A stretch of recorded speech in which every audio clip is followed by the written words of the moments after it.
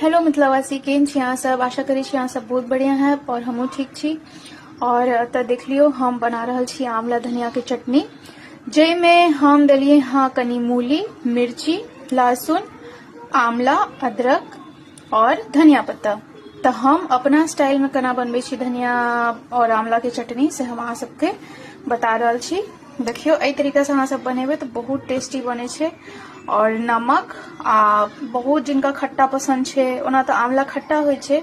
अगर बहुत एक्सेस ककरो खट्टा पसंद छे तो टमाटर या आमचूर पाउडर यूज कर सके छी एमे।